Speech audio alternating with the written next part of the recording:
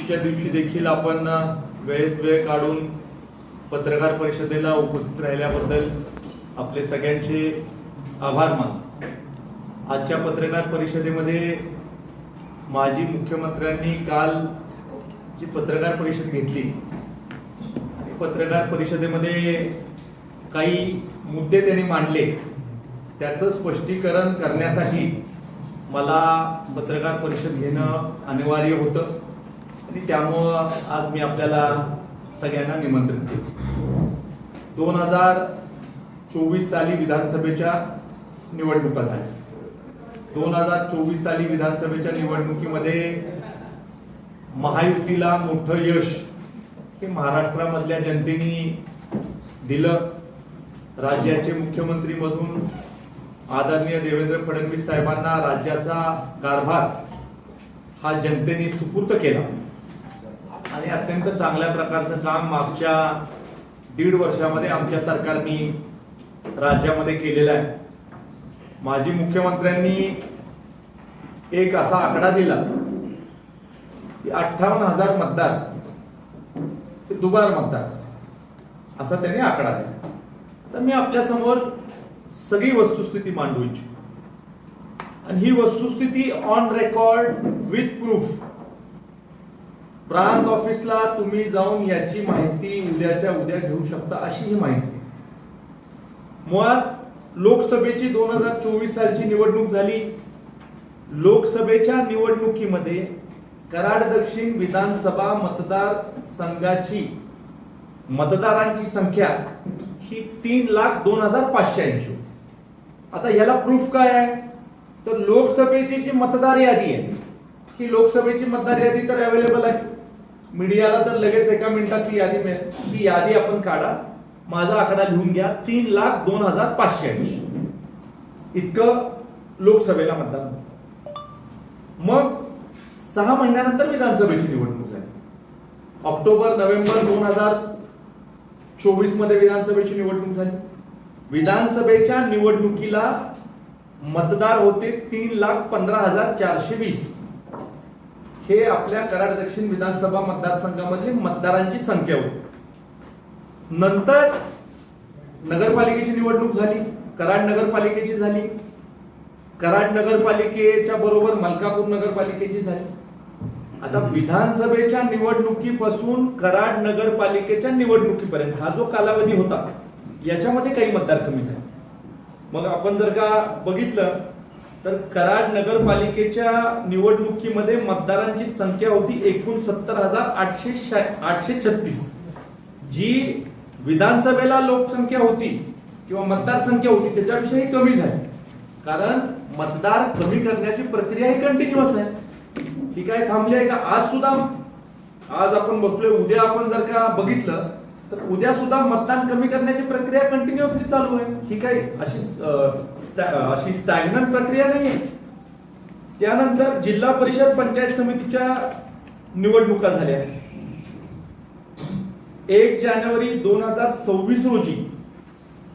Okay, 1 जानेवारी 2026 रोजी देखील प्रशासनाने बैठक घेऊन हा निर्णय घेतला होता की आपल्याला कंटिन्युअस हा प्रोसेस चालू ठेवायचा, की जे स्थलांतरित मतदार होतात, जे मतदार हयात नाही आहेत यांची नावं मतदार यादीतनं कमी करायची।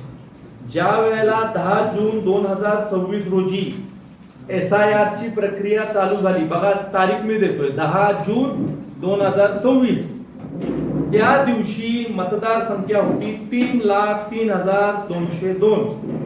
पुरुषांची संख्या 1,53,142, महिलांची संख्या 1,50,026। आता 3,03,202 मतदार संख्या असताना SIR ची प्रक्रिया झाली। SIR ची प्रक्रिया म्हणजे special intensive revision. Special intensive revision कोणी केलं? BLOनी केलं, निष्पक्ष केलं। आता स्पेशल इंटेन्सिव्ह रिव्हिजन मध्ये काय झालं ही सगळ्यात महत्वाची आकडेवारी मी आपल्याला देतो। 3,03,000 मतदार संख्या असताना स्पेशल इंटेन्सिव्ह रिव्हिजन झालं।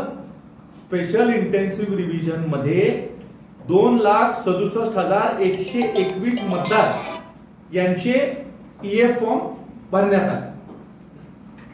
आता 36,081 मतं जी कमी झाली ही कोणाची कमी झाली? तर कायम स्थलांतरित झालेले मतदार हे 22,263 ही स्थलांतरित झाले. कराडचा नागरिक होता, मुंबईमध्ये गेला, मुंबईमध्ये कामकाजानिमित्त राहिला आणि त्याचा फॉर्म मुंबईमध्ये भरला, म्हणजे तो मुंबईचा मतदार झाला. कराडचा माणूस पुण्यामध्ये गेला, पुण्यामध्ये स्थायिक झाला, चाकण MIDC मध्ये त्याला जॉब लागला, त्याची तिथं फॅमिली झाली, तो पुण्यातला मतदार झाला पिंपरी चिंचवडचा. त्याचं आपल्यामधनं मतदान केलं. अशी मतं 22,000. आता ह्याचा रेकॉर्ड आहे. माझं आपल्याला नम्रपणे विनंती आहे की मी हे आकडे म्हणतोय, हे आकडे प्रांत ऑफिसला आहेत आणि हे पेपरमध्ये पब्लिश करून आलेत आकडे, पेपरमध्ये आलेले आहेत आकडे सगळे. हे काही मनाचं मी सांगत नाही. दुसरा आकडा आहे की जे मयत मतदार आहेत त्याची संख्या आहे 7,695. म्हणजे 36,000पैकी 30,000 मतदार हे कायम स्थलांतरित झालेले, परमनंटली शिफ्ट झालेले आणि मयत, असे 30,000. आणि दुबार मतदार जे आपण म्हणतो की 2 ठिकाणी मतदान, असे किती आहेत? तर 4,528. 4,528. आणि हे 4,528 कोण आहे? नाव आणि नाव याचा डाटा प्रांत ऑफिस मध्ये अवेलेबल आहे. आणि हे मतदार कमी झालेले आहेत 4,528. आता कसे मतदार कमी झाले, उदाहरण म्हणून मी सांगतो कसे मतदार कमी झाले, म्हणजे ते तुम्हाला माहित पाहिजे की कशा पद्धतीने लोकांनी मतं नोंद केली होती आणि ही मतं कमी कशी झाली.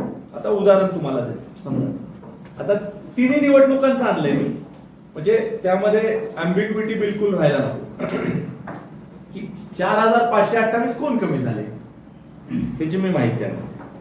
आता ही माहिती तुम्हाला मी देतो की आता 2014 आहे, 1900 आहे आणि ही 2400 आहे. हे दुबार मतदार, ह्याची माहिती तुम्हाला देतो. आता सगळ्यात इंटरेस्टिंग फॅक्ट तुम्हाला सांगतो, खूप इंटरेस्टिंग फॅक्ट, की देशामध्ये मतदार वाढीचा दर काय, एका मतदारसंघामध्ये मतदार वाढीचा ऍव्हरेज दर काय, तर इट इज 8%. देशाचा ऍव्हरेज आहे, बरोबर. आता ह्या देशाच्या ऍव्हरेजला अनुसरून आपल्याला एक डॉक्युमेंट मी देऊ इच्छितो की देशाच्या मतदार वाढीचा दर हा 8% आहे. आणि आपल्या मतदारसंघातलं मी सांगतो की आपल्या मतदारसंघामध्ये काय झालं. आपल्या मतदारसंघामध्ये, हे आपल्या मतदारसंघात, आपल्या मतदारसंघाची पुनर्रचना झाल्यानंतरची मतदारांची संख्या 2009 साली 2009 2,52,463. 2009 ला ही मतदारसंख्या आहे 2,52,463. आता 2014 ला आमचे आदरणीय बाबा ज्या वेळेला मुख्यमंत्री होते आणि निवडणुकीला उभा राहिले, 2014 ची निवडणूक, त्या 5 वर्षामध्ये 23,662 मतं वाढली. 23,662. मग हे बाबा ज्या वेळेला उभे राहिले, निवडून आले, त्यावेळेला ही 23,662 वाढली. 14 ते 19 13,461 वाढली. आणि 19 ते 24 25,834 वाढली. जर का आपण पर्सेंटेज बघितलं तर 2009 ते 14 मध्ये वाढलेली टक्केवारी ही 9 पॉइंट काहीतरी वर आहे.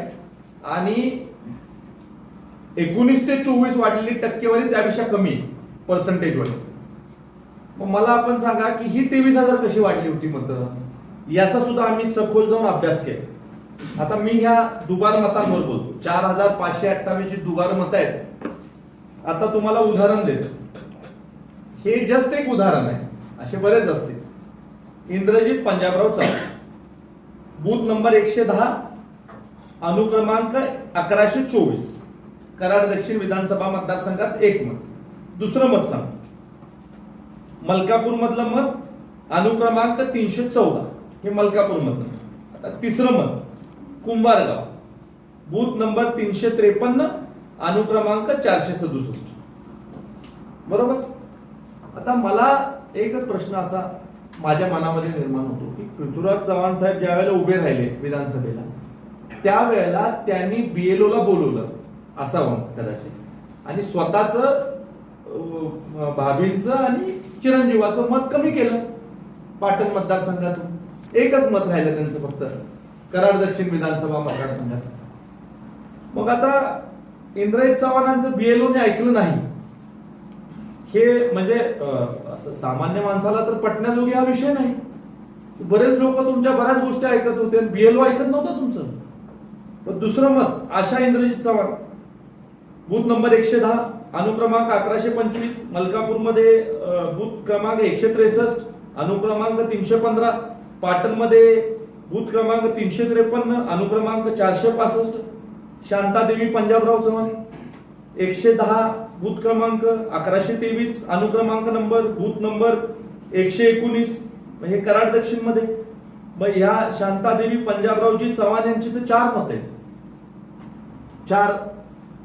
चार ठिकाणी मत आता मला हे असे 7 लोक आहेत त्यांच्या घरातले हे 2014च आहे मग 14 ते 19 5 वर्ष तर बराच कालावधी असतो 14 ते 19 माझा 19ची यादी वाचून दाखवतो इंद्रजित पंजाबराव चव्हाण कराड दक्षिण बूथ क्रमांक 112 कराड 1334 अनुक्रमांक नंबर त्यानंतर कराड दक्षिण बूथ क्रमांक 167 मलकापूर अनुक्रमांक 433 पाटण मतदारसंघ 353 कुंभारगाव अनुक्रमांक 533 7 लोकांची आहेत मत आणि परत शांतादेवी पंजाबराव चव्हाण ताईंचं 4 वेळेला मतदान 4 टाइम्स हे 2019 पण हे पत्रकार परिषद संपल्या पत्रकार बांधवांना माझी विनंती आहे की तुम्ही प्रांत ऑफिस मधनं व्हेरीफाय करा हे मी म्हणतो म्हणून बिलकुल तुम्ही सत्यता याची मानू नका व्हेरीफाय करा हे प्रांत ऑफिस मधनं आता 2024 ची निवडणूक परत इंद्रजित पंजाबराव चव्हाण यांची 3दा मत आहे आता मला आपण सांगा की तुम्ही एक जबाबदार व्यक्ती आहात किंवा तुम्ही माजी मुख्यमंत्र्यांच्या घरातले आहात किंबहुना माजी मुख्यमंत्री तुमच्या घरातच राहत होते इतके दिवस इथं मलकापूरमध्ये तरी तुम्हाला मत कमी होईना आणि आता तुम्ही म्हणताय की आम्ही मतं कमी केली आणि आता त्यांचं जे आर्ग्युमेंट आहे की आमचं 3 ठिकाणी मतदान होतं पण आम्ही 1 ठिकाणीच मतदान केलं पृथ्वीराज चव्हाणांचा जो सहाय्य सचिव आहे जो होते म्हणजे आता तर सत्तेत नाही पण पूर्वी जे होते गजानन आवळेकर त्यांनी 2दा मतदान केलं भांडण झालं वाठारला की मतदान करू नका तुम्हाला अधिकार नाही तुम्ही 2दा मतदान केलं तुम्ही जगाला तत्वज्ञान सांगताय आणि नाकाखाली आमदार आहे तुमच्या सगळा आणि तुम्ही आकडेवारी कुठली देता 58,000 आला कुठला आकडा कोणी दिला आकडा तुम्हाला तुम्ही राज्याचे एकेकाही प्रमुख होता तुम्हीच म्हणताय मी पंतप्रधान कार्यालयीन मंत्री होतो तेव्हा मनमोहन सिंग साहेबांनी असं सांगितलं वगैरे काही मी ऐकलं सगळं तुम्हाला हे कळत नाही प्रांताला विचारायचं की SIR ची आकडेवारी काय पण ही ऑफिशियल डॉक्युमेंट आहे हे ऍक्सेसेबल टू पब्लिक आहे कोणी ऍक्सेस करू शकते याला मग तुम्ही आकडेवारी अशी कशी देताय आणि तुम्ही कशा पद्धतीनं स्वतःचं मत व्यक्त करताय तुम्ही डायव्हर्स विषयी बोलताय तुम्ही जिथं कराडच्या MIDC मध्ये मुख्यमंत्री असताना आमदार असताना एकही काम करू शकला नाही एकही प्रकल्प आणू शकला नाही तुम्हाला काय अधिकार आहे डायव्हर्स विषयी बोलायचा तुम्ही भारतीय जनता पार्टीचे दिवंगत नेते आदरणीय गोपीनाथरावजी मुंडे साहेबांच्या बद्दल बोलताय खरं तर राजकारणामध्ये काही मर्यादा असते जी व्यक्ती आपल्यामध्ये नाही त्यांच्याविषयी तुम्ही अशा पद्धतीचे कॉमेंट करणं योग्य आहे का आता मी जर का आज म्हणायला लागलो की आमचे जे आजोबा होते थोरले ते आजोबा मला सांगत होते गोष्ट की आनंदराव चव्हाण साहेबांना कसं काय शेतकरी कामगार पक्षातनं काँग्रेसमध्ये घेतलं तर इज इट राईट चुकीचं आहे ते आपल्याला अधिकार नाही इतक्या मोठ्या माणसांविषयी बोलायचं असं माझं मत आहे शेवटी त्यांचा निर्णय त्यांनी घ्यायचा आहे आणि त्यांनी थोडं म्हणजे सकारात्मक दृष्टिकोन ठेवावा मतदारसंघाविषयी काही सूचना कराव्या दुसरं काहीतरी चांगलं करावं हे असलं काहीतरी तुम्ही काढून आणि 48,000 कमी झाले आणि 58,000 कमी झाले माझा साधा सोपा प्रश्न आहे त्यांना विधानसभेच्या निवडणुकीनंतर नगरपालिकेची निवडणूक झाली कराड नगरपालिकेमध्ये काँग्रेसच्या चिन्हावर किती आले निवडून लोक सांगा आपण 0 मलकापूरची निवडणूक झाली किती निवडून आले नगरसेवक 0 म्हणजे 53 मध्ये एकही माणूस निवडून येत नाही तुमचा 53 मध्ये 53 नगरसेवकात एक नगरसेवक निवडून येत नाही ही तुमची कंडिशन आताची जिल्हा परिषदेत 65 पैकी 1, पंचायत समितीमध्ये 24 पैकी 1. पण माझं असं म्हणणं आहे की लोकशाही आहे. 2019 साली मी निवडून येऊ शकलो नाही. मी काय असा दोष देत बसलो नाही की ईव्हीएम मशीन खराब होतं, पृथ्वीराज चव्हाणांनी पैशाचा वापर केला, असं म्हटलं नाही. मी म्हटलं माझ्यामध्ये काही त्रुटी असेल ती भरून काढू, जनतेची सेवा करू, जनता जनार्दनाचा आशीर्वाद मिळवू. जनतेने मला आशीर्वाद दिला, मला त्या आशीर्वादाचं मोल आहे. तुम्ही का बरं ऍक्सेप्ट करू शकत नाही? तुम्ही ऍक्सेप्ट करा ना. तुम्हाला हरवलंय लोकांनी तुम्हाला घरी बसवलं, ऍक्सेप्ट केलं पाहिजे. तुम्ही काय ऍक्सेप्ट करत नाही? ईव्हीएम वर निवडून 14 साली कोण आलं ते हेच निवडून, 19 साली कोण आलं हेच आलं. मग पडल्यानंतर ईव्हीएम खराब. पण तुम्ही हे तर ठरवा की ईव्हीएम मुळे तुम्ही पराभव तुमचा झाला का, दुसऱ्या मतदारसंघातले घातल्यामुळे पराभव झाला का, यंत्रणा वापरली म्हणून ठरवा. तरी ते तुम्ही म्हणता ईव्हीएम हॅक झालं, मग हे करायची गरजच नाही ना. पण हे जर का झालं तर मग बाकीच्या निवडणुका का जिंकत नाही तुम्ही? का प्रत्येक निवडणुकीत पराभव येतोय तुम्हाला? प्रत्येक निवडणूक तुम्ही लढवताय तिथं नामशेष झाली काँग्रेस. त्यामुळं मला असं वाटतं की अशा प्रकारचे आरोप त्यांनी करणं, देशाच्या गृहमंत्र्यांवर तुम्ही बोलताय, ते अमितभाई शाह साहेब हा देशातला मोठा नेता आहे. 370चं कलम ज्या वेळेला हटवायचं होतं त्यावेळेला देशाला बरोबर घेऊन ते हटवण्याच्या बाबतीमधली मोठी कामगिरी अमितभाई शाह साहेबांनी केली. अमितभाई शाह साहेबांच्या माध्यमातून देशामध्ये अर्बन नक्सलिझम असेल, जो काही सीमेवरच्या जवळच्या प्रदेशांमध्ये असणारा वाद असेल, मिटवण्याचं काम अमितभाई शाह साहेबांच्या माध्यमातून झालं. तुमच्या स्टेचरला अशा पद्धतीचे कॉमेंट करणं, असं बोलणं योग्य नाही. त्यामुळं या सगळ्याच बाबतीमध्ये मी सगळे जे पुरावे आहेत ते तुमच्या समोर ठेवलेले आहेत आणि या सगळ्या पुराव्यांचा आपण व्यवस्थित विचार करावा. व्यवस्थित आपण या सगळ्या गोष्टी समाजापर्यंत पोहोचवणं ही देखील आमची लोकप्रतिनिधी म्हणून जबाबदारी आहे.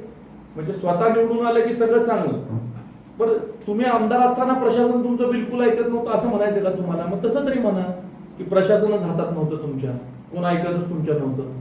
तुम्हाला माहित असायला हवं होतं. तुम्ही आता म्हणताय की तुम्ही आमदारकीला पराभव झाल्यानंतर बीएलओ तुमचं ऐकायला लागले. तुम्ही म्हणताय की आम्ही बीएलओ नेमले. बीएलओ शासन नेमतं, तुमचा काय संबंध आहे? तुम्ही नेमू शकत नाहीत बीएलओ, शासन नेमत असतं. आपण सूचना करायच्या असतात जिथं लागेल. आणि शेवटी प्रशासन योग्यरित्या चाललं पाहिजे ही प्रत्येक लोकप्रतिनिधीची भावना असते. त्या पद्धतीने आम्ही काम करतो. आणखीन काय असतील प्रश्न आपण विचारा. माझं असं मत आहे की पृथ्वीराज चव्हाण साहेबांचे वडील आनंदरावजी चव्हाण साहेब हे मंत्रिमंडळात होते. काकी अनेक वर्ष मंत्रिमंडळात होत्या, खासदार होत्या. पृथ्वीराज बाबा तर मोठ्या पदावर होते, मुख्यमंत्री होते, त्यानंतर पंतप्रधान कार्यालयीन मंत्री होते. तुमच्या 70 वर्षामध्ये तुम्हाला तिथे काय झालं? आम्ही हातपाय हलवतोय, आम्ही प्रयत्न करतोय, लँड यूज परमिशन चेंज करून पाहिजे. आणि त्यांना जसा अभ्यास आहे नामदेव पाटलांना, तसा तेवढा फास्ट अभ्यास नाही माझा त्यांच्या इतका. तो आम्ही आता जरा बघायला लागेल आपल्याला कसा अभ्यास, कसं लँड यूज परमिशन कशी घ्यायची, काय घ्यायची, तर शिकू आम्ही त्यांच्याकडनं अभ्यास. हा, ते अभ्यास कसा आहे त्यांचा तो आपण जरा बघू. माझं एकच म्हणणं आहे की ओव्हरनाईट ह्या गोष्टी होत नसतात. या गोष्टींना वेळ लागतो. लँड यूज परमिशन चेंज करणे कठीण काम, पण आम्ही लँड यूज परमिशन चेंज करून लो कॉस्ट हाऊसिंग साठी लँड यूज परमिशन चेंज करणार. आम्ही त्याच्या पाठीमागे लागलेलो आहे. थोडा विलंब जरी झाला किंवा वेळ जरी लागला तरी पूर्णपणे आम्ही त्या फाईलचा फॉलोअप करतोय आणि येणाऱ्या काळामध्ये लँड यूज परमिशन चेंज करून आम्ही तो प्रकल्प करण्यासाठी पूर्णपणे प्रयत्न करणार आहोत. मलकापूरमध्ये लो कॉस्ट हाऊसिंग व्हावं म्हणून आम्ही जे काही तिथले नागरिक आहेत त्या नागरिकांची बैठक घेतली. त्यानंतर त्यांचा जो अधिकार त्या जमिनीवर आहे त्याच्याविषयी आम्ही चर्चा केली. तो कार्यक्रम सुद्धा भव्य असा झाला मलकापूरमध्ये. आणि कराडमध्ये सुद्धा येणाऱ्या काळामध्ये जी अडचण आहे ती अडचण मार्गी लावण्यासाठी पुरेपूर प्रयत्न हा आमचं सरकार आणि लोकप्रतिनिधी म्हणून मी हा 100% करतो. बाबा, शिराळा, इस्लामपूर आणि पोलीस कडेगाव यातील बहुतांश मतदार हे सामायिक आहेत असं आपण त्याच्यावर होते बाबांकडे. दक्षिणमध्ये आणि त्या भागात माझं एक म्हणणं आहे की स्पेशल इंटेन्सिव्ह रिव्हिजन ही प्रक्रिया कशासाठी झाली? हे सगळं थांबावं. मग स्पेशल इंटेन्सिव्ह रिव्हिजन झाल्यानंतर बाहेरच आलं नाही सगळं. स्पेशल इंटेन्सिव्ह रिव्हिजन का केलं? देशभरात केलं special intensive revision. Special intensive revision नंतर आता शुद्धीकरण झालंय यादीचं. आणि हे जे आरोप करतात आहे की वाळवे तालुक्यामधले मतदार इथं आले, वाळवे तालुक्यात सक्षम आहेत लोकप्रतिनिधी, ती कशी काय इथे येऊ देतील? त्यांचं म्हणणं आहे की तिथे केला मतदान केलं इथे देखील केलं. आता हा जो अभ्यास आहे ना दोन्हीकडे मतदान करण्याचा, हा इंद्रजित चव्हाणांना विचार. त्याचा अभ्यास चांगला आहे, कारण त्याचं 3-3 ठिकाणी मतदान आहे, त्यांच्या घरात 4-4 ठिकाणी मतदान आहे. ह्यांना विचारा, ह्यांचाच अभ्यास आहे त्याच्यामध्ये. हे काय सांगतात बीएलओ ऐकत नाही? बीएलओ कसं ऐकत नाही तुमचं? बीएलओ ऐकत नाही तुमचं? आमच्या घरातले दाखवा बरं आहेत त्या 4-4 ठिकाणी मतदान. असलं केलेलंच नाही ना. माझं एकाच ठिकाणी गावाकडे मतदान आहे, तिथं करतो आम्ही रितसर. तुम्ही दुसऱ्याकडे फोटो दाखवून स्वतः काचेच्या घरात राहायचं आणि दुसऱ्याला फोटो दाखवत बसायचे, ह्याला काय अर्थ आहे? आणि जे चुकीचं आहे त्याचं समर्थन बिलकुल आम्ही करणार नाही. जो वायव्याचा मतदार आहे त्यांनी वायव्यात मतदान करावं. वायव्याच्या मतदारांनी इथं मतदान करायचं गरजच नाही ना. कराड दक्षिणची जनता ही समर्थ आहे चांगला लोकप्रतिनिधी निवडून देण्याबद्दल.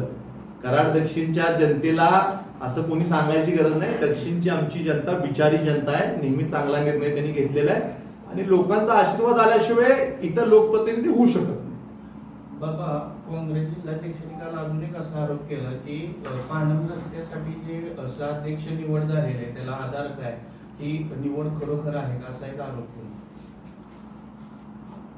सहअध्यक्ष म्हणून आदरणीय प्रमोदजी पाटील यांची निवड झालेली आहे आणि संवैधानिक निवड आहे. गव्हर्नमेंटचं परिपत्रक त्या बाबतीमध्ये निघालेलं आहे. त्यामुळे दुसऱ्याला मिळालं म्हणून एवढं पोटात दुखायचं काम नाही तुमच्या. तुम्ही सहन करा थोडंसं आता. आणि त्यामुळे यांची व्यवस्थित निवड झालेली आहे, बरोबर ना? आणि त्यामुळं त्याची काळजी करू नका. त्याची निवड ही वैध निवड आहे आणि कमिटी सुद्धा फॉर्म झालेली आहे. आणि महत्वाचं मी आपल्याला सांगतो की कराड दक्षिण विधानसभा मतदारसंघातले रोजगार हमी योजनेमधनं 227 किलोमीटर रस्ते हे आम्ही मंजूर केले. या 227 किलोमीटर रस्त्यांपैकी 51 किलोमीटर रस्त्यांचं किंवा 51 रस्त्यांचं काम पूर्ण झालं. आता राहिलेले जे रस्ते आहेत त्या रस्त्यांना VBG राम ही जी योजना आहे या योजनेच्या माध्यमातून सप्टेंबर एंड अखेर पैसे येणार आहेत. हे पैसे आल्यानंतर राहिलेले जे पानंद रस्ते आहेत त्याची कामं प्रलंबित आहेत. काही ठिकाणी भूमिपूजन झाले, निम्म अर्ध काम झालंय. ही कामं आम्ही येणाऱ्या काळामध्ये करणार आहे. आता हे 227 रस्ते सोडून 2280 रस्ते आहेत कराड दक्षिण विधानसभा मतदारसंघामध्ये. पानंद रस्ते, शेत रस्ते आणि जे रस्ते वहिवाटीसाठी वापरतात पण नोंद नाही असे 2280 आहेत. त्याचं वर्गीकरण आपण करतोय A, B, C and D. A ला पहिली प्रायोरिटी, B ला दुसरी, C ला तिसरी, D ला चौथी. आणि पैसे जसे उपलब्ध होतील तसे एकूण एक रस्त्यावर आपल्याला पैसे उपलब्ध करायचे. आता आम्हाला ह्या योजनेमध्ये मुख्यमंत्री बळीराजा पानंद रस्ता दुरुस्ती योजनेमध्ये 5 कोटी रुपये उपलब्ध झालेले आहेत आणि महाराष्ट्रामध्ये सगळ्यात लवकर तो निधी रस्त्याच्या कामासाठी वापरून अजून पैशाची मागणी आम्ही या 6 महिन्यातच करणार आहे आणि एकाच वर्षामध्ये डबल मागणी आम्ही करणार आहे आणि राहिलेले रस्ते घेणार आहे. म्हणजे हे 43 किलोमीटर आता घेतलेत रस्ते ते पूर्ण करणार 6 महिन्यात आणि लगेच पुढचा टप्पा. आमचा प्रयत्न आहे की पुढचा जास्तीत जास्त मोठा टप्पा आपण घ्यावा. 100 किलोमीटरचं आमचं टार्गेट आहे. म्हणजे आमची समितीची बैठक झाली त्यात 100 किलोमीटर आमचं टार्गेट आहे. पण जेवढं जास्तीत जास्त मिळेल तेवढं आम्ही ह्याच वर्षी घेणार. म्हणजे मार्च 27 पर्यंत 2 टप्पे ह्या मुख्यमंत्री बळीराजा पानंद रस्ता दुरुस्ती योजनेच्या मतदानाचा जी शाही लावली जाते ती पण बोगस आहे, ती निघून जाते असं आरोप केलेला आहे. आता कसं आहे की ज्याच्या घरात 3-3, 4-4 मतं आहेत त्याला ह्याचा अभ्यास जास्त असेल. त्यांना तुम्ही विचारा की शाही कशी काढायची, काय कसं करायचं. आणि मोठ्या माणसाने तर शाही नीट काढायला लागते कारण ते पकडणार नाही. त्यामुळे ह्यांनी कशी शाही काढली हे बघा. ह्यांच्या पीएनी 2दा मतदान केले, भांडण झालं वाटरमध्ये. काय मला काय कळण झालंय, तुम्ही कशी काढत होता हे सांगा ना शाही, मग बघूया बाकीचं. ठेके दिले ते एकाच माणसाला दिले की जेणेकरून हिस्सा मिळावा असा आरोप केला का? कसले ठेके? पानंद रस्त्याचे काम आहे. अहो लक्षात घ्या, समजा आपण एक पानंद रस्ता एका माणसाला, दुसरा पानंद रस्ता एकाला, तिसरा पानंद रस्ता एकाला असं केलं तर कामं एफिशियंटली होत नाही असं सरकारचं म्हणतं. आणि त्यामुळं बावनकुळे साहेबांनी धोरणात्मक निर्णय असा घेतला की मोठे कॉन्ट्रॅक्टर आणून एकाच कॉन्ट्रॅक्टरला जास्त द्यायचं म्हणजे क्वालिटी काम होतं. शेवटी क्वालिटीशी कॉम्प्रोमाइज करायचंच नाहीये.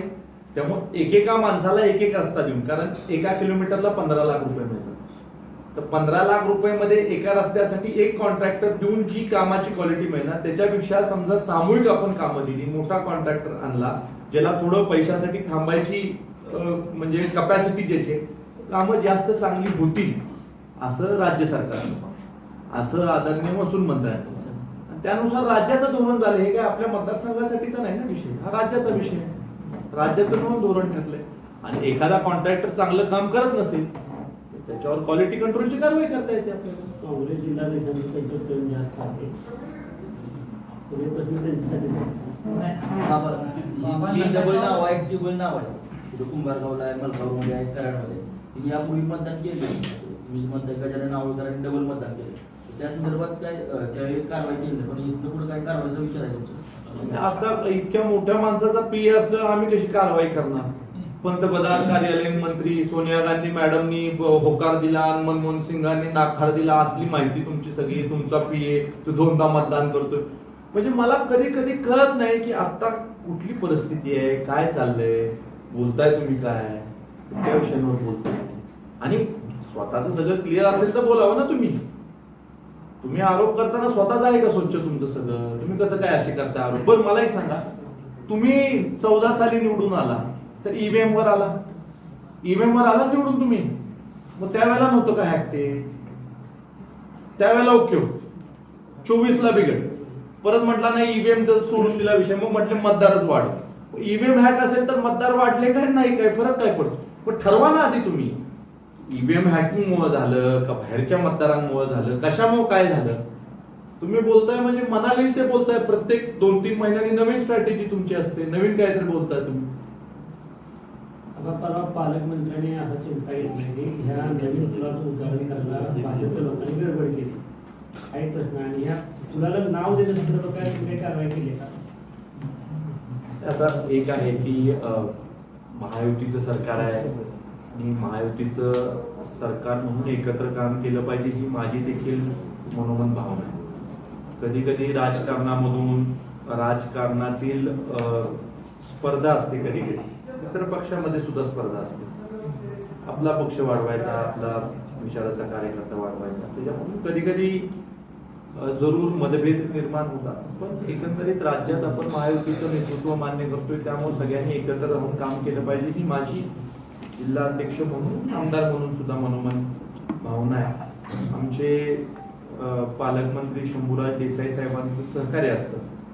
डीपीडीसीत सुद्धा काम करताना कधीही असा काही संघर्ष किंवा वाद असा कधीच झालेला नाही.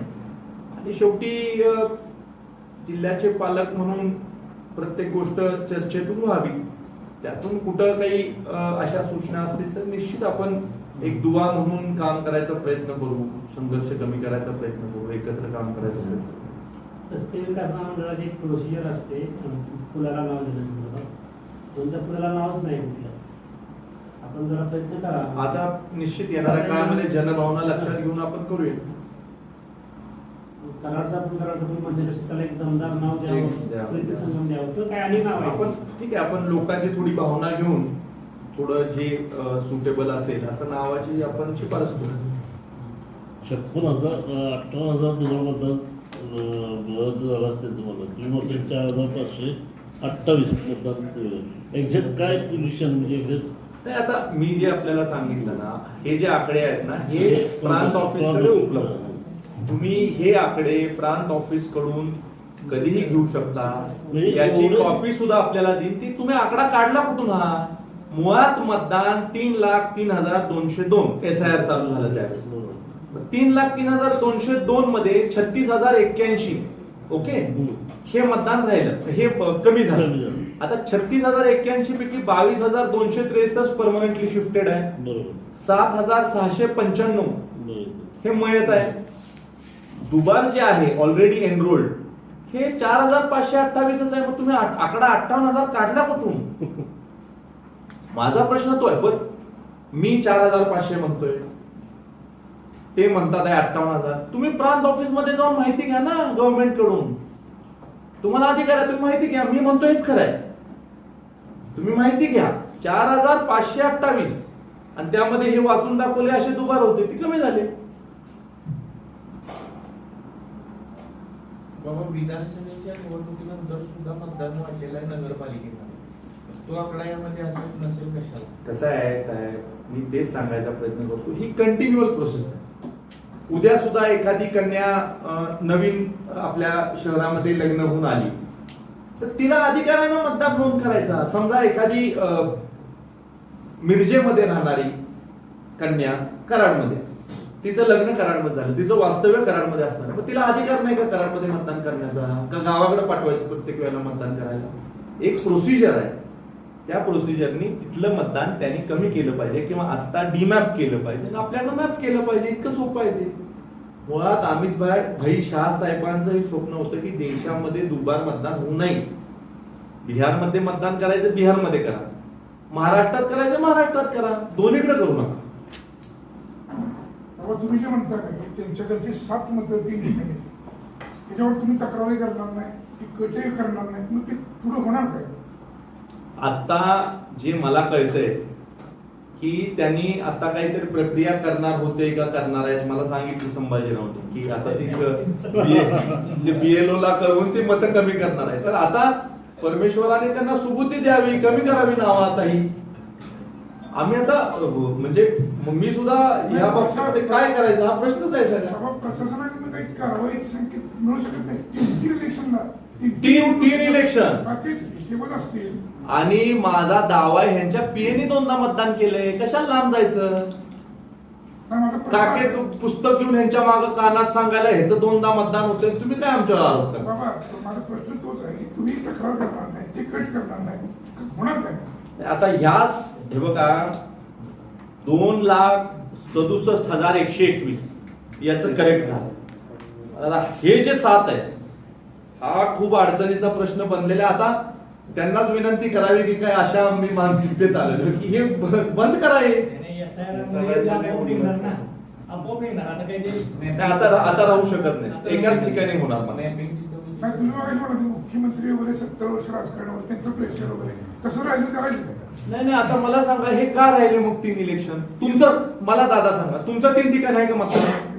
तुम्ही करू शकताय का 3 ठिकाणी? मग मी तर नाही करू शकत. आमचं तिथं पवार महिला एका बुथवर आहे, तिथंच करतो आम्ही मतदान. पण म्हणून यांनी मतदान केलं म्हणून मी 19ची निवडणूक हरला असं नाही. 19 साली लोकांना जे योग्य वाटलं ते लोकांनी केलं, 24 साली लोकांना जे योग्य वाटलं ते लोकांनी केलं. लोकांनी मला संधी दिली, मी संधीचं सोनं पाहिलं. हा माझा ऍटिट्यूड. आता 29ला कोण उमेदवार पाहिजे? आता हे बघा 5 वर्ष मला संधी मिळाली, 5 वर्ष चांगलं काम करण्याकडे मला लक्ष द्यायचं. इन्फ्रास्ट्रक्चर डेव्हलपमेंट कराड शहराची ही माझ्या अजेंड्यावर एकदम महत्वाचा मुद्दा आहे. आणि इन्फ्रास्ट्रक्चर डेव्हलपमेंट मध्ये अनेक मुद्दे आहेत. आता खशाबा जाधवांचं क्रीडा संकुल, कैलासवासी खशाबा जाधव मोठा माणूस, 1952 साली हेल्सिंकी मध्ये जाऊन देशाला त्यांनी पदक मिळवून घेतले. 52 साली. तुम्हाला माहित आहे कधी मंजूर झालं क्रीडा संकुल? 2009 साली. 2009. मला सांगा 17 वर्ष 17 खडा पडला नाही. मला सांगा इतकं डिले असतो का कधी? 17 वर्ष. किती लोकप्रतिनिधी झाले? 3 लोकप्रतिनिधी झाले. काका 9 ते 14, मग पृथ्वीराज बाबा 2 आणि मग मी. म्हणजे मी 4था लोकप्रतिनिधी आहे की आता भूमिपूजन घेणार 17 वर्षांनंतर. मला सांगा कराडचं स्टेडियम का बरं काम नाही झालं? किती वर्ष तुम्ही सत्तेत आहे, का नाही कराडचं स्टेडियम तुम्ही नव्याने करायचा प्रयत्न केला? अहो ठीक आहे, आम्ही थोडा वेळ लागेल काय लागेल, पण आता निदान काम तर प्रगतीपथावर आहे. आम्ही म्हणतोय तरी की आम्ही 27च्या अखेरपर्यंत स्टेडियम पूर्ण करणार. तुम्ही का नाही केलं? तुम्हाला कोणी अडवलं? पंचायत समितीला इमारत नाही, 19 विभाग आहेत, 5 ठिकाणी जायला लागते लोकांना. का नाही केलं तुम्ही पंचायत समितीचं? कोणी अडवलं होतं? तुम्ही फक्त म्हणताय कराडचा एसटी स्टँड, कृषी महाविद्यालय, RTO ऑफिस आणि भूकंप संशोधन केंद्र. आता भूकंप संशोधन केंद्र मतदारसंघात आहे का? त्याचा फायदा आहे निश्चित स्वरूपी. आपला अर्थक्वेक प्रोन झोन आहे, भूकंप संशोधन केंद्र पाहिजे, तो केंद्राचा पैसा आहे. ठीक आहे, आम्ही ते पण म्हणतो की चला तुम्ही त्यावेळेस सत्तेत होता त्यामुळं लख लाभ तुम्हाला, काय आमचं म्हणणं. पण तुम्ही 3च गोष्टीचं मार्केटिंग करताय. तुम्ही बाकीचे इन्फ्रास्ट्रक्चर डेव्हलपमेंट का केली नाही? तुम्ही म्हणता ब्रिटिशकालीन पूल का नाही तुम्ही पूर्ण केला? नवीन का नाही बांधला पूल? ब्रिटिशकालीन पूल म्हणजे काय आपल्याला काय अभिमानाची गोष्ट आहे का? ब्रिटिशकालीन पूल आहे. अहो तुम्ही का नाही केला? अहो इंग्रज जाऊन किती वर्ष झाले? आज म्हणतोय आपण की 80वा स्वातंत्र्य दिन आपण साजरा करतो आणि पूल इंग्रजांनी बांधले 150 वर्षापूर्वी. काय उपयोग आहे? का नाही तुम्ही केलं? मेन पूल आहे गावातला. आम्ही आता त्या पुलावर पैसे उपलब्ध केलेत, पुलाचं काम आता आम्ही चालू करणार. अशा पद्धतीनं तुम्ही कराडचं पोलीस स्टेशन का नाही त्याचं रिनोव्हेशन केलं? तुम्ही कराडच्या पोलीस स्टेशनचं तुम्ही जावा बरं पोलीस स्टेशनला, तिथं जे पोलीस बांधव बसतात, चांगल्या वॉशरूम्स पण नाहीत. सब जेलचं काम का नाही झालं कराडच्या? तुम्हाला इनफ टाइम होता ना. राज्याचं प्रमुख प्लस आमदार 10 वर्ष एवढे म्हणजे संबंध सगळ्यांशी ओळख असणारा असा आमदार, काहीच नाही झालं. मग तुम्ही आता झोपडपट्टीवर एवढे माझ्यावर आरोप करताय. माझं 1.5 वर्ष, आता 1.5 वर्ष झाले ना मला. मग मी म्हणतोय तरी तोंडाने, हातपाय तरी हलवतोय, तुम्ही नावच काढलं नाही कधी. तुम्ही भिंत बांधून टाकली घरापुढं. तुम्ही का नाही केलं? पण मलकापूर एकेकाळी तर मलकापूर म्हणजे आमचा बालेकिल्ला असं तुम्ही म्हणायचं. मग तिथं का नाही केलं तुम्ही झोपडपट्टीचं काम? तिथं कोणी अडवलं होतं? आम्ही पण मान्यता दिली असती त्याला. बालेकिल्ल्याचा सेनापती तुमच्यावर वाढला. नाही, माझं म्हणणं आहे सेनापती का आला याचं पण काहीतरी कारण असायला पाहिजे ना. असं होतं का? ज्या वेळेला समाजातल्या चांगल्या नेत्याला असं वाटतं की इथं फ्युचर नाही, त्यावेळेला असं होतं. आज कारण सांगू सेनापती माझं काय म्हणणं आहे, प्रत्येक कार्यक्रमाला किंवा प्रत्येक प्रेसला प्रत्येक कार्यकर्त्याने असलं पाहिजे असं काही नाही. आता ज्याच्यावर जास्त प्रेम आहे तेवढा माणूस मी उपस्थित ठेवला. म्हणजे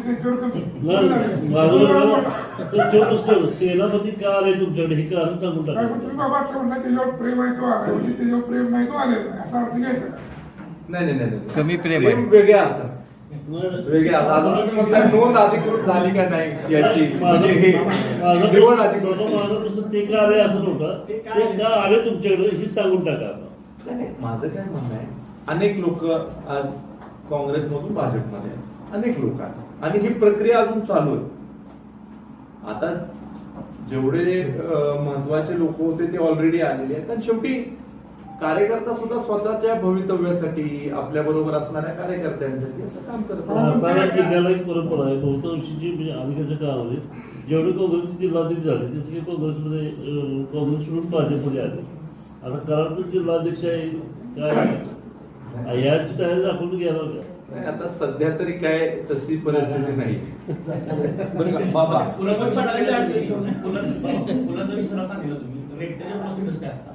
रेटऱ्याच्या पुलासाठी हा जो बाबांनी मला वाटतं 2017-18 या काळात चालू केलं होतं पूल. काम अद्याप पूर्ण नाही, त्यात थोडं लक्ष घालून ते काम पूर्ण करायचं आहे आम्हाला. काम पूर्ण, कारण पाचवडच्या पुलाचे पैसे आता ज्यांच्या जमिनी अधिग्रहण सरकारने करायचे त्यांना पैसे देऊन टाकले. काम चालू होईल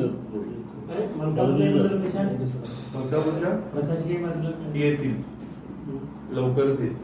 मलकापूरवर विशेष मुख्यमंत्री महोदयांचं आमच्या प्रेम आहे, त्यामुळे देवाभाऊंच्या माध्यमातून मलकापूरला प्रचंड प्रमाणावर पैसे, कराडला प्रचंड प्रमाणावर पैसे आणायची आमची तयारी आहे. होय बाबा, पृथ्वीराज चव्हाण मुख्यमंत्री असताना त्यांनी बऱ्याच काही गोष्टी केलेल्या आहेत तुम्ही सांगितलं. पृथ्वीराज चव्हाण मुख्यमंत्री असताना तुम्ही त्यांच्याबरोबर होता, पण तुम्ही त्यांना काही कामं त्यावेळेला सुचवली नाहीत काही, बाबा हे कामं महत्वाचे आहेत कराडच्या दृष्टीनं, तर आपण सुचवली नाहीत का? नाही, आता एक अशी गोष्ट आहे की जुन्या गोष्टीमध्ये जाऊन आरोप प्रत्यारोप करून काही आता हातात मिळणार नाही. मला असं वाटतं की त्यांना जो काळ उत्कर्षाचा होता किंवा ज्या काळात त्यांच्याकडे सत्ता होती त्या काळामध्ये ज्या क्षमतेनं त्यांनी काम करायला पाहिजे हे त्यांनी त्यांचं आत्मपरीक्षण करावं की काय काय केलं ते. की तुम्ही जे 2-3 गोष्टी सांगता ह्या 3च्या पुढे तुम्ही जाऊन दाखवा. मी 5 वर्षामध्ये दाखवतो. माझं जे पुस्तक आहे प्रगती पुस्तक 5 वर्षानंतर 2029 साली मी सादर करीन आपल्यासमोर की हे इन्फ्रास्ट्रक्चरची कामं झाली. हे दाखवून देईल कागदोपत्री पुराव्यासह. आणि इन्फ्रास्ट्रक्चर डेव्हलपमेंट कराडचं करणं गरजेचं आहे. नेकलेस रोड झालाच पाहिजे कराडला, झालाच. ट्रॅफिक डिकंजेशन करायला नको का शहराचं? तुम्ही केलं नाही तर तुमच्या शहरामध्ये जी गर्दी होती ती कशी तुम्ही कमी करणार? करावंच लागेल आपल्याला. पण ते करत असताना सगळ्यांना बरोबर घेऊन करायचं. राजकारण निवडणुकी पुरतं असावं किंवा तो एक वैचारिक लढाई आहे ते ठीक आहे, पण निवडणुकीनंतर लोकप्रतिनिधी जे आहेत त्यांच्यामध्ये समन्वय असणं अनिवार्य आहे. समन्वय असलं पाहिजे, काम झालं पाहिजे. पृथ्वीराज चव्हाण मुख्यमंत्री असताना आपल्याला काय त्याचा फायदा झाला का? संस्थांना आपला काय फायदा झाला का? मुख्यमंत्री असताना पृथ्वीराज चव्हाणांनी आपल्याला काय फायदा करून दिला का? म्हणजे माझं म्हणणं आहे की त्यांनी जर का खूप मोठा फायदा सगळा करून दिला असता तर त्यांना घरात बसायची वेळ झाली नसती. आणि पृथ्वीराज चव्हाण मुख्यमंत्री असताना ना कुठल्या आमच्या संस्थेचा त्यांनी फायदा करून दिला, ना कुठला वैयक्तिक आम्ही फायदा घेतला. पण एक आशा होती की मतदारसंघातला मुख्यमंत्री म्हणून काहीतरी होईल, तुम्ही करू शकला नाही.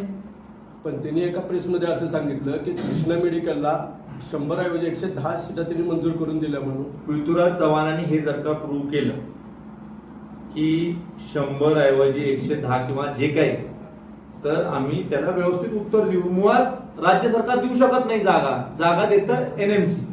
आता पूर्वी एमसी आहे त्याचं, राज्य सरकारचा रोलच नाहीये. राज्य सरकार कुठं जागा देऊ शकतं? कुठल्याही मेडिकल कॉलेजला राज्यातल्या, इव्हन शासकीय मेडिकल कॉलेजला, शासकीय वैद्यकीय महाविद्यालय कोण देतं जागा? एनएमसी देतं, राज्य सरकार नाही देत. राज्य सरकारचा रोल नाही. आणि पृथ्वीराज बाबा मुख्यमंत्री व्हायच्या आधी सुद्धा मेडिकल कॉलेज आम्ही चालवत होतो आणि ते मुख्यमंत्री नसतानाही चालवतो. त्यामुळे हे असलं काही कोणी सांगू नये की आम्ही केलं ना आमच्यामुळे झालं. मग तुमच्या नंतर पण चाललंयच ना. त्यामुळं त्यांनी एक गोष्ट ऍक्सेप्ट जोपर्यंत ते करत नाहीत की त्यांना लोकांनी हरवलेलं आहे, हे ऍक्सेप्ट करत नाही तोपर्यंत त्यांच्या मनामधलं हे जे असे विचार उत्पन्न होतात ते काही दूर जाणार. त्यांनी ऍक्सेप्ट करावं लागेल की मी हारलोय. तुम्ही म्हणू शकत नाही असं की हे झालं ते झालं म्हणून मी हारलो. तुम्हाला जनतेने हरवलं. जिल्हा बँकेत जिल्हा बँकेचं आता होईल चालू, तुम्ही बघूया. नाही ना काही. आता काय आहे, जिल्हा बँकेची निवडणूक कशी लढवायची हे पक्ष म्हणून आणि महायुती म्हणून आमचं ठरलं. मग ठरल्यानंतर आम्ही तुम्ही इच्छुक करा. आता वैयक्तिक मला जर का विचारलं व्यक्ती म्हणून, तर मी कृष्णा सहकारी बँकेचा अध्यक्ष म्हणून आता काम करतोय. नव्यानं आम्ही पाटण अर्बन बँकेचं व्यवस्थापन देखील पाहतोय. त्याचबरोबर पतसंस्थेचाही विस्तार आमचा मोठ्या प्रमाणावर झालाय. महिला पतसंस्था आहे किंवा मल्टी स्टेट देखील आपण एक पतसंस्थेचं कामकाज पाहतो. आणि त्यामुळं हा जरा कृष्णा समूहाचा विषय. नाही मान्य, त्यामुळं महायुतीचे उमेदवार म्हणून तुम्ही नाही, त्यामुळंच मला असं सांगायचं की आमदार म्हणून, जिल्हा अध्यक्ष म्हणून आणि बाकीचा सुद्धा बराचसा कार्यभार माझ्याकडे असल्यामुळं व्यक्ती म्हणून काही माझं जिल्हा बँकेची निवडणूक लढवण्याची म्हणजे आता इच्छुक मी नाही किंवा माझी काही फार त्याच्याबद्दल आकर्षणी नाही. पण शेवटी पक्ष म्हणून जे काही निर्णय होईल भाजपचा, महायुतीचा, त्या निर्णयाबरोबर आम्ही राहू. शेवटी मुख्यमंत्री तिथे ठराव बँकेचा ठराव आहे, कारखान्याचा आहे, सोसायटीचा आहे. बँक ऑलरेडी मी चालवतोय, त्यामुळे आता बँकेमध्ये इच्छुक व्हावं अशी काही हे नाही. पण आता शेवटी महायुती म्हणून आम्ही लढू. पालकमंत्री परवा म्हणजे काही जखमावर आता कसं आहे, पालकमंत्री साहेब, शिवेंद्र बाबा, जयाभाऊ, मकरंदाबा यांची सुद्धा चर्चा होईल, आमची सुद्धा त्यांच्याशी चर्चा होईल. शेवटी मुख्यमंत्री साहेब, सुनेत्राताई, एकनाथराव शिंदे साहेब यांची सुद्धा काहीतरी राज्य म्हणून पॉलिसी ठरेल ना, त्या पॉलिसीला अनुसरून करू. बाबा तुम्ही म्हणलात इच्छुक नाही, पण पक्षाने विचार केला, युतीने विचार केला तर तुमची तयारी. भाऊ मला सांगा, उद्या आपले प्रमोद सुप्रे साहेब आले तर प्रमोद सुप्रे साहेबांना तुम्ही विचारले की तू सरपंच व्हायला इच्छुक आहे का? ते म्हणतात नाही, आणि केलंच उभा गावाने तर राहणार उभा, असा काय विषय. इच्छुक आहे का विचार पण नाही. पुढचं कसं मी सांगू शकतो आता? त्यामुळे तुमच्या प्रश्नाला उत्तर नाही. मिळालं, मिळालं, उत्तर मिळालं. म्हणजे नाव देणार आहे. सगळ्यांचं नाव घेतल्यामुळे उत्तर मिळालं. बाबा, जे आता रस्त्याच्या कामासाठी तरी वाहतूक होऊ शकत नाही, त्याच्याविषयी पाठपुरावा माझा चालू आहे. लवकरात लवकर लाईटचं पण काम पूर्ण होईल, रात्रीची पण वाहतूक चालू राहील, जेणेकरून बरचसं ट्रॅफिक आता खालचं कमी झालंय. मला वाटतं ते लवकरात लवकर आपण करून घेऊ. पालकमंत्री म्हणजे काय गडबड केली तुम्ही? बरोबर आहे, पण आता मी बरोबर आहे. पक्षाचा नाही, पालकमंत्री म्हणतात आहे की घाई गडबड केली, हे त्यांचं मत आहे. बरोबर. आमचं असं मत आहे की आज जिल्हा अध्यक्ष म्हणून, आमदार म्हणून सार्वजनिक बांधकाम मंत्र्यांचा शेड्यूल आला की माझ्या मतदारसंघामधलं जर का उद्घाटन सार्वजनिक बांधकाम मंत्री महोदय घेणार असतील, त्या कार्यक्रमाला मला उपस्थित राहिलंच पाहिजे.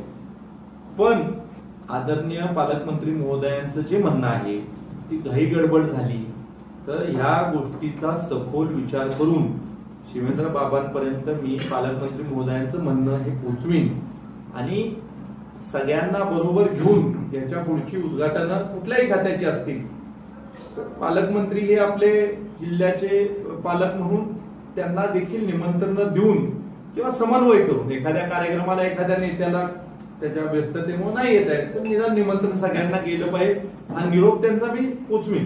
भाजपवर ते सातत्याने टीका करत आहेत. त्यांची जखम तुम्ही त्यांच्या बरी डोक्यात जिल्हा करायला- परिषदचा राग अजून आहे असं वाटतंय का? जिल्हा परिषदचा राग तिच्या डोक्यात अजून असावा असं वाटतंय. जरी असला ना तर 100% तो राग कमी झालेला आहे. विधान परिषदेला देखील सगळ्यांनी महायुतीचंच काम केलेलं आहे. आपले धैर्यशील दादा आमदार आपल्याला मिळालेले आहेत आणि पालकमंत्री महोदयांना आम्ही शेवटी कन्व्हिन्स करू किंवा काय आम्ही त्यांच्या सूचना ऐकू, काही बदल करू. आम्ही शेवटी काय सगळं आमचं बरोबर आहे असंही आमचा दावा नाही, आम्ही चेंज करू, पण एकत्रित महायुती म्हणून आम्ही वाटचाल करू असा प्रयत्न करू. आम्ही जखम भरलेली नाही, आला नाही काय म्हणण्याचा भाग आहे ते तसं ऍक्च्युली बाबा तुम्ही म्हणताय जिल्हा परिषद सॉरी विधान परिषदेला युती म्हणून काम झालं म्हणताय, 100 मतात अधिक मतं कशी पडली? शेवटी लोकशाही आहे. लोकशाहीमध्ये आपण हे म्हणू शकत नाही की इथलं गेलं, इथलं मिळालं, इथलं. शेवटी निवडणूक आहे. निवडणुकीमध्ये आपण एखादा ठोकता लावतो तसं 100% होतं असंही नाही. व्यक्ती स्वातंत्र्य असतं, कधी कधी वर खाली होतं. त्यामुळे निवडून येणं हे गरजेचं असतं. निवडून आला उमेदवार आपला. तुमचा कल माहिती टिकवण्याकडे द्यायला दिसतोय. महायुती जिल्ह्यामध्ये टिकावी हे म्हणून मला वाटतं आणि स्मूथली सगळं व्हावं. शेवटी आपण सगळे मोदीजींचं नेतृत्व मानतो, राज्यात देवेंद्रजींचं, एकनाथराव शिंदे साहेबांचं, ताईंचं नेतृत्व मानतो. ज्या वेळेला आपण मंत्रिमंडळामध्ये आपले सगळे ज्येष्ठ नेते एकत्र काम करतात त्यावेळेला खाली काही ठिकाणी वादावाद थांबवता येईल. मी असं म्हणत नाही की लगेच मी सांगितलं म्हणून. प्रत्येक ठिकाणी प्रतिस्पर्धी असतात, कॉम्पिटिशन असते, थोडा वादावाद होणार, पण त्यातून विकासाची आपली गती कमी होऊ नये याची आपण काळजी घेतली पाहिजे.